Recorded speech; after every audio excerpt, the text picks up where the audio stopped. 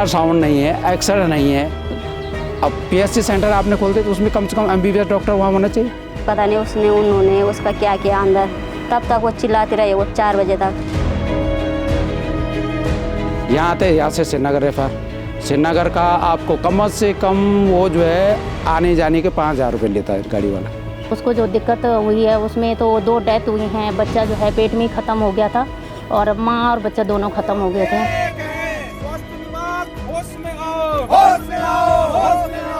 स्वास्थ्य मंत्री जी हैं डॉक्टर धन सिंह रावत जी, उनसे हम निवेदन करना चाहते हैं कि जो डॉक्टर मरीजों को ढूंढ रहे हैं, हम उनको न्योता देते हैं कि हमारे घनसाली में आइए और हम आपको यहाँ पर बताएंगे कि यहाँ की स्थिति परिस्थिति क्या है। डॉक्टरों ने बोला कि अंदर छोड़ रखा था पॉलीथीन, शायद ऐसा बोल रहे थे वो।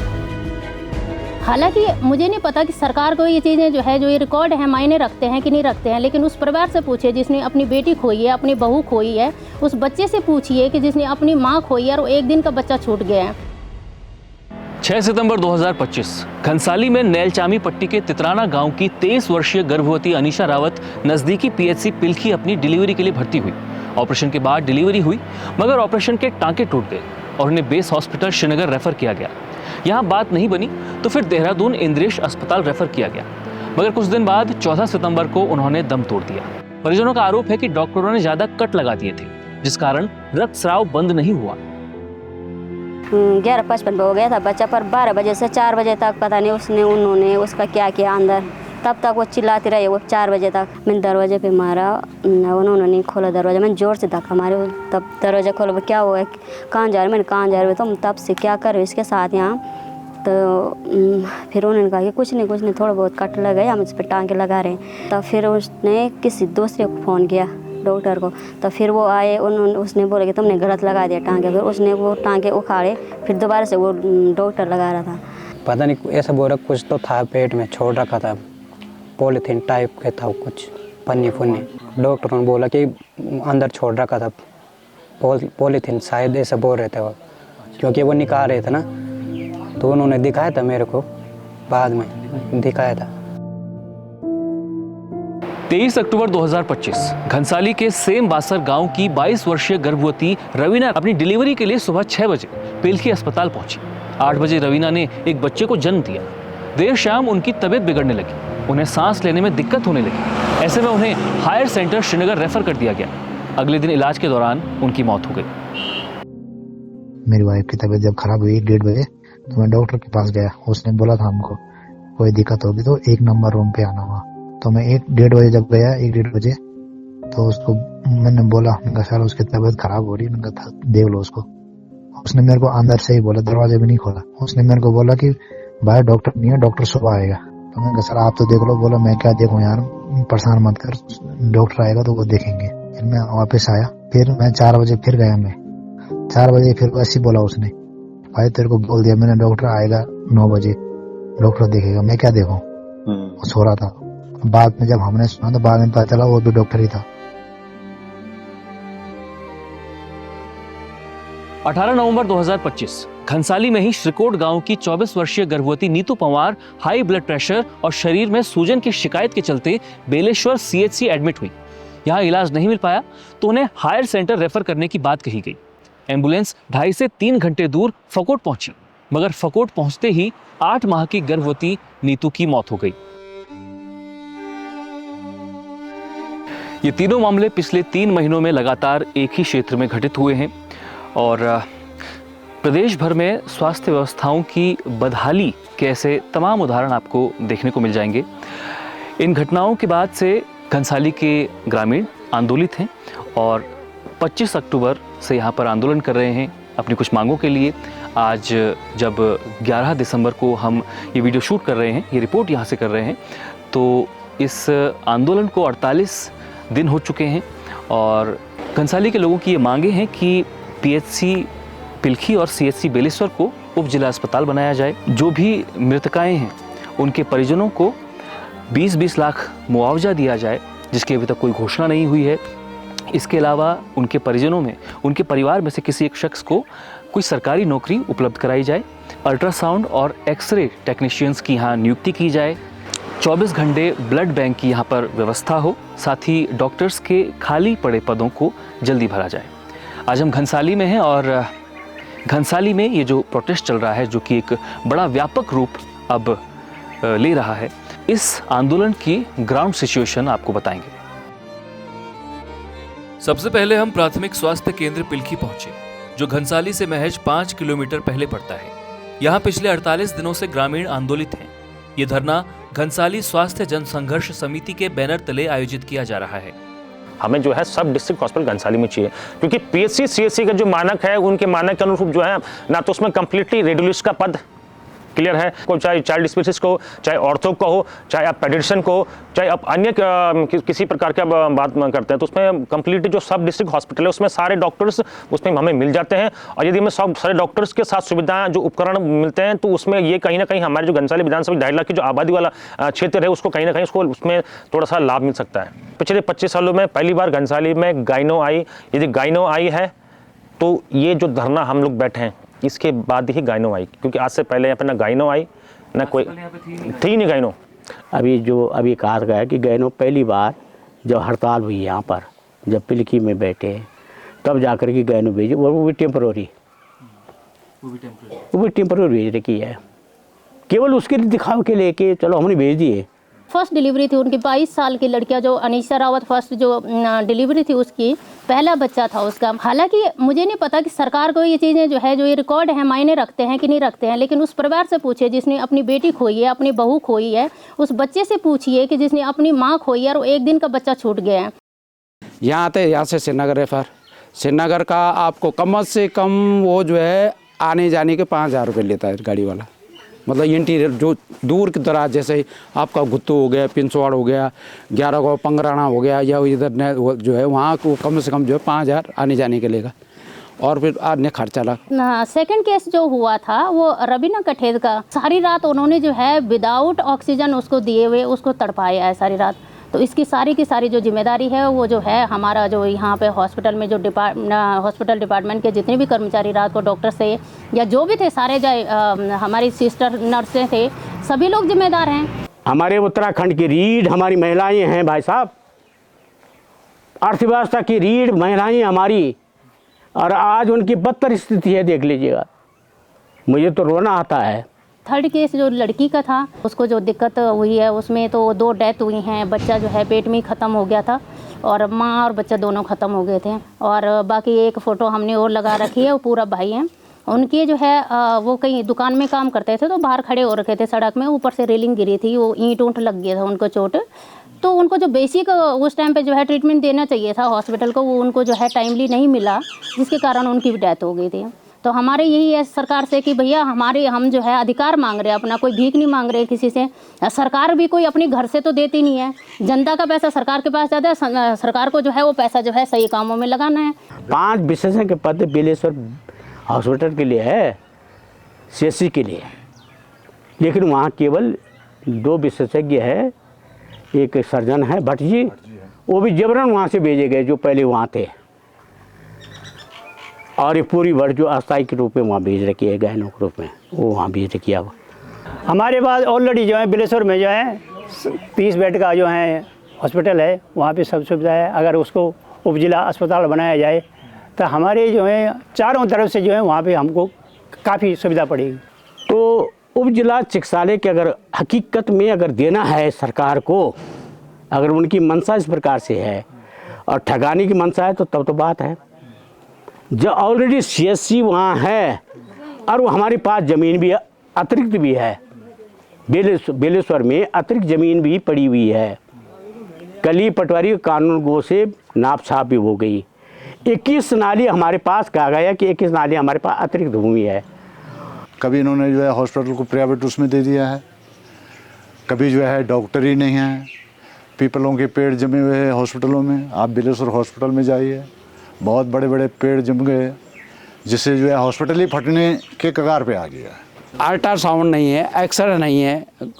अब पीएचसी सेंटर आपने खोलते तो उसमें कम से कम एमबीबीएस डॉक्टर वहाँ होना चाहिए।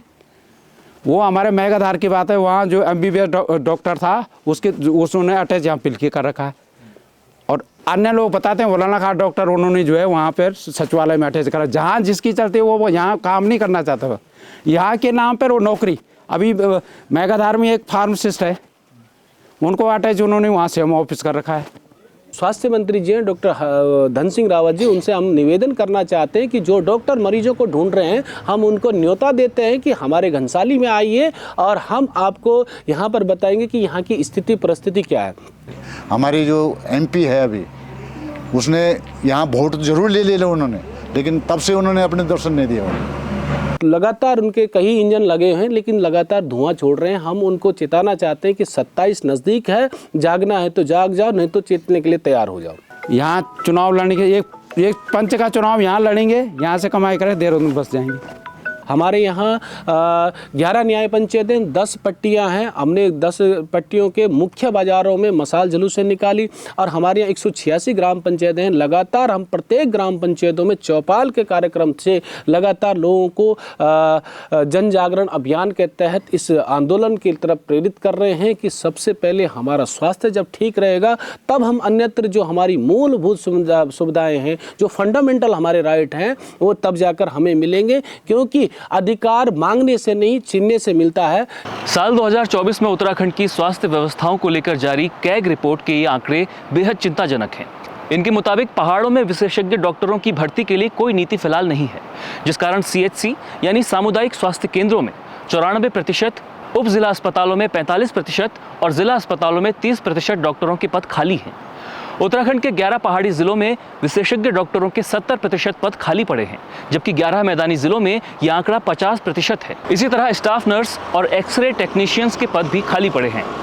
6 सितंबर 2025 को तितराना गांव की अनीशा पहले इसी अस्पताल में अपनी डिलीवरी के लिए पहुंची थी। उनके पति और ननद डॉक्टरों पर लापरवाही बरतने का आरोप लगाते हैं। उन्होंने टाँके लगाए, तब वो नर्स वो लगा रहे थे ना डॉक्टर, तब फिर उसने किसी दूसरे को फ़ोन किया डॉक्टर को, तो फिर वो आए, उसने बोला कि तुमने गलत लगा दिया टाँके। फिर उसने वो टाँके उखाड़े, फिर दोबारा से वो डॉक्टर लगा रहा था। तब फिर मैं यहाँ ऊपर भेजी, उन्होंने चाय चुई लावल, इसके लिए मैं चाय लेके आए और वो ऐसे ही बोल रहे थे कि बस थोड़ी सी कट लग गई, ऐसा वैसा कुछ नहीं हुआ। तब उन्होंने मतलब नॉर्मल बच्चे पे उन्होंने 15 टाँके लगाए। इसको बोले कि 15, मुझे बोले थे कि 18 था। मुझे नहीं पता कि 15 लगाए कि 18 लगाए। उसने कहा कि मुझे सांस लेने में दिक्कत हो रही थी। फिर हम 7 तारीख को यहाँ आए तो उन्होंने कहा इसके टाँके टूट गए। तब फिर हम वहाँ श्रीनगर को बोले कि श्रीनगर ले जाओ। श्रीनगर एक रात वहाँ रहे, 10 बजे हम वहाँ ICU में गए, तब सुबह 10 बजे वहाँ से देहरादून ले गए। मेरा नाम जसपाल सिंह रावत है, मैं तितराने से हूँ। अनीसा मेरी वाइफ थी। हाँ, देहरादून गए थे हम, तो उधर डॉक्टर ने बोला कि लापरवाही हो गई। पता नहीं ऐसा बोला, कुछ तो था पेट में, छोड़ रखा था, पॉलीथीन टाइप का था कुछ, पन्नी पुन्नी। वो इंद्रेश में। अच्छा, वहाँ बोला डॉक्टर ने बोला कि अंदर छोड़ रखा था पॉलीथीन, शायद ऐसा बोल रहे थे वो, क्योंकि वो निकाल रहे थे ना। तो उन्होंने दिखाया था मेरे को, बाद में दिखाया था। तो फिर मेरे वाइफ की मम्मी थे उनके साथ, तो उनको भी दिखाया उसमें उन्होंने। फिर एक बेटी थे मेरी, उनको भी दिखाया, बोला ये था उनके अंदर। तो उसके बाद ऐसी इलाज चलता रहा। उन्होंने बोला कि अब हम कुछ नहीं बोल सकते, क्योंकि वायरस पूरे शरीर में हो गया, वो पूरा हो रखा था वायरस को। तो उसके बाद 14 तारीख को शाम 11 साढ़े 11 बजे डेथ हो गई रात को। 1-2 गांव है ना अलग, उनके साथ भी ऐसे किया था उन्होंने। तो 2-3 दिन रखे, तो वो सीधा आगे लेके गए थे। इसलिए वो बोले थे मेरे को कि उधर मत जाना। गांव में बोला था ना किसी ने, हमने हाँ यहाँ के लेके इधर मत जाना, तुम आगे जाना। मैंने कहा एक के साथ होगा तो सबके साथ तो नहीं होगा ना, इसलिए इधर ही आए। तो फिर ऐसी घटना हो गया ऑपरेशन। और डॉक्टर बोल रहे कि इधर से कोई लापरवाह नहीं है। वो डॉक्टर श्याम विजय, उनके पास हर चीज़ का जवाब है। उसका भी बोलते हैं कि उनको वैसा था इसलिए वैसा हुआ, उनको वैसा था इसलिए वैसा हुआ। जसपाल बेंगलुरु के किसी होटल में कुक का काम कर रहे थे, मगर बाद में पत्नी के कहने पर वो वापस गांव लौट आए और खेती कर जीवन गुजारने लगे। ये कहते हुए उनकी आंखें नम हो जाती हैं कि अगर अनीशा उनके साथ बेंगलोर चली आती तो शायद आज जिंदा होती। तो अभी मैं पिलखी पीएचसी में हूँ और एक दीवार मेरी आंखों के सामने है जिस पर लिखा हुआ है 9 तारीख को गर्भवती माँ का ख्याल सबसे पहले। तो सरकार गर्भवती महिलाओं और उनके परिवार वालों को, लोगों को जागरूक करने के लिए इस तरह के कोट दीवारों पर खूब लिखती है, अच्छे से उसे पेंट करती है। मगर इसी अस्पताल की वो घटना है कि पिछले 3 महीनों में लगातार यहाँ 3 गर्भवती महिलाओं की इलाज के अभाव में मौत हो जाती है।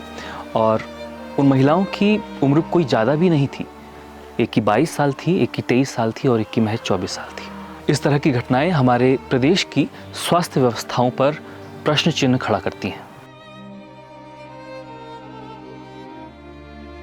23 अक्टूबर 2025 को सेम बासर गांव की रवीना कठैत भी डिलीवरी के लिए पहले पिलखी पीएचसी में एडमिट हुई थी, मगर रेफरल सेंटर बन चुके इस अस्पताल से उन्हें भी श्रीनगर हॉस्पिटल के लिए रेफर कर दिया गया, जहां इलाज के दौरान उनकी मौत हो गई।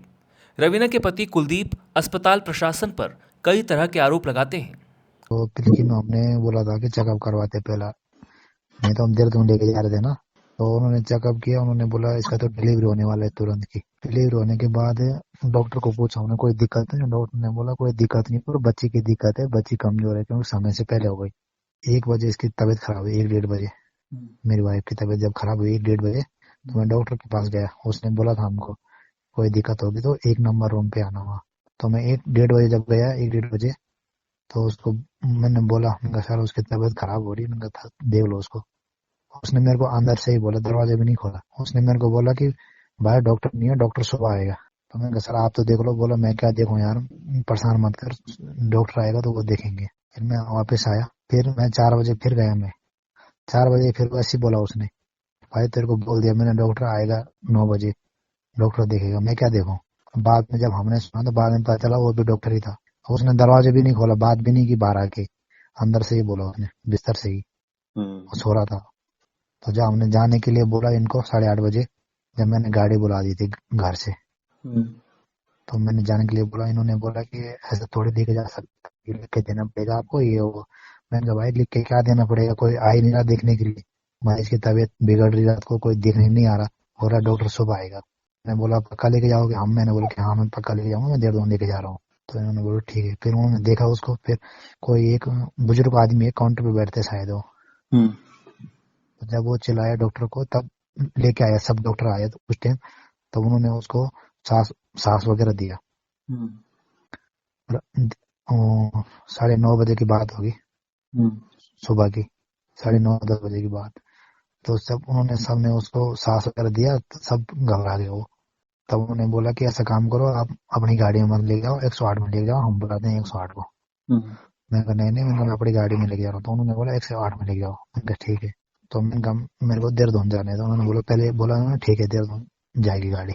तब बाद में उन्होंने मेरे को बोला आप बच्ची लेके आओ। मैं बच्ची को लेने गया, उतनी देर में इन्होंने वीडियो बना दी उसकी, रवीना की वीडियो बनाया। इन्होंने खुद उसको अंदर से खुद ही लेके आई है लोग बाहर उसको। फिर इन्होंने गाड़ी वाले को बोला कि उन्होंने देहरादून जाना, तो गाड़ी वाले ने साफ मना कर, देहरादून नहीं जाएगी गाड़ी, तो बोराड़ी जाएगी या श्रीनगर जाएगी। तो उन्होंने बोला कहाँ जाना है? तो एक मैडम ने बोला मेरे को कि श्रीनगर ठीक है, श्रीनगर मैंने बात कर दिया, श्रीनगर लेके जाओ। तो हम श्रीनगर लेके गए। तो जब श्रीनगर उतरे हम, तो उन्होंने कोई ऑक्सीजन नहीं दिया सर, श्रीनगर में डेथ हुई उनकी। तो ये मुआवजे की बात हुई कोई?